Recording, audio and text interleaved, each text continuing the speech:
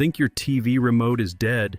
You might be shocked to learn all it needs is a quick cleaning trick and a can of WD-40. Now, we've all been there. You sit down to watch your favorite show, point the remote at the TV, press the button, and nothing happens.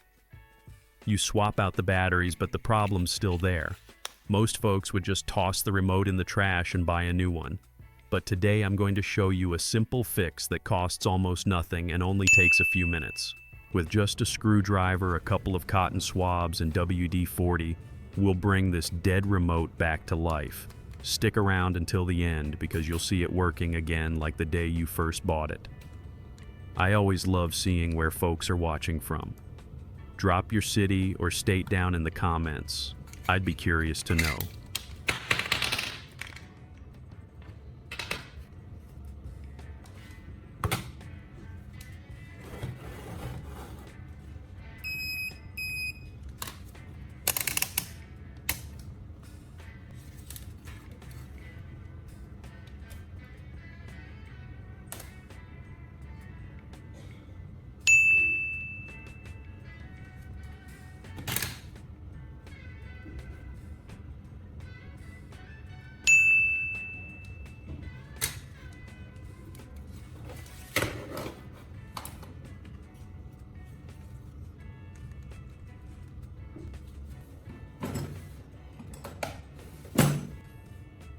First things first, we need to open up this remote.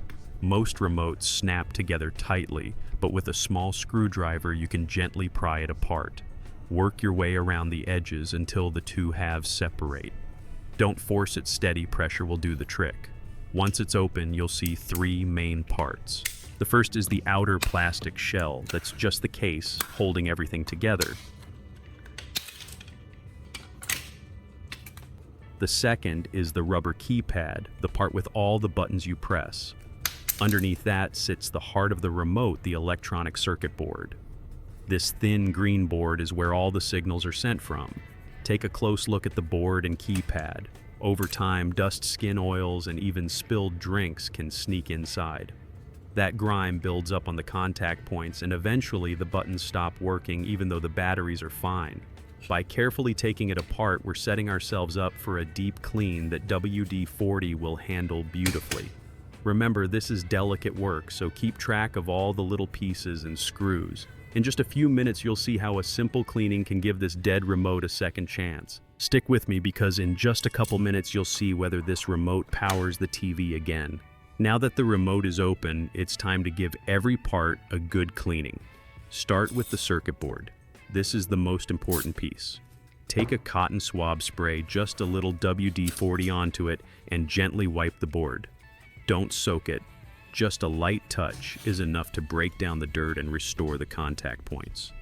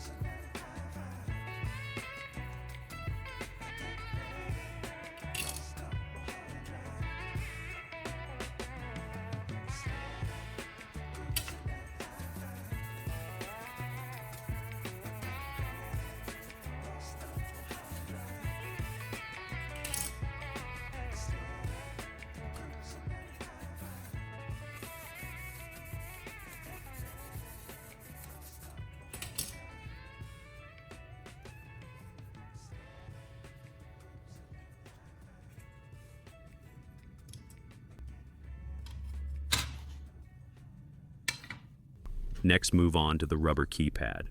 Over the years, grime builds up on the back of each button where it touches the board. A soft paintbrush or another cotton swab with a drop of WD-40 works wonders here.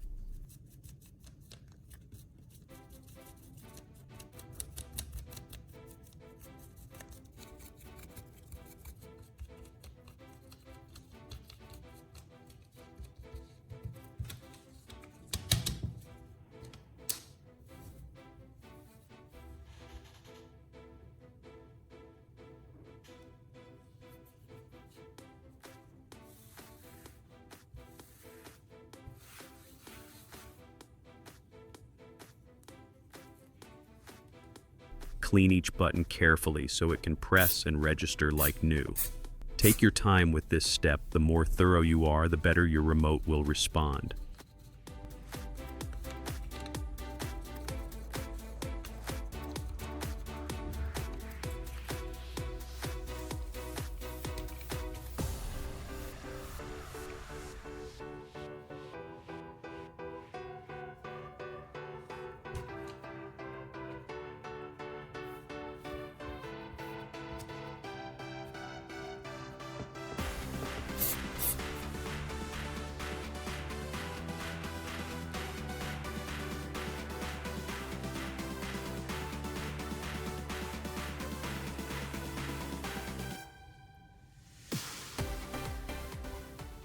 By the end, everything should look clean, dry, and ready to be reassembled.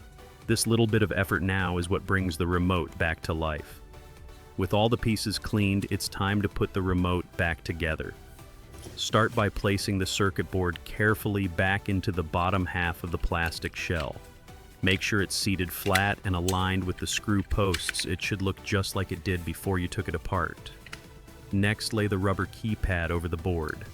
Double check that each button sits neatly in its place.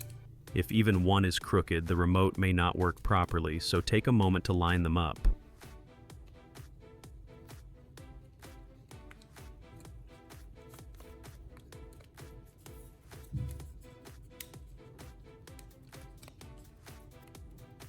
Now snap the top half of the case back on.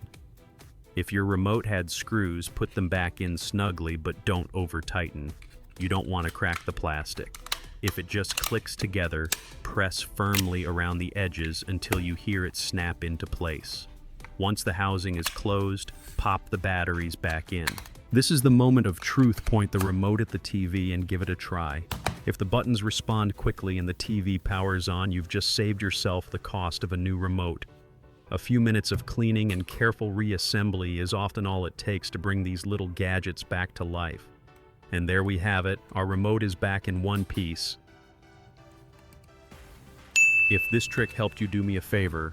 Hit that like button, share this video with a friend who might be dealing with the same issue. Let's test it out. I'll point it at the TV, press the power button, and look at that.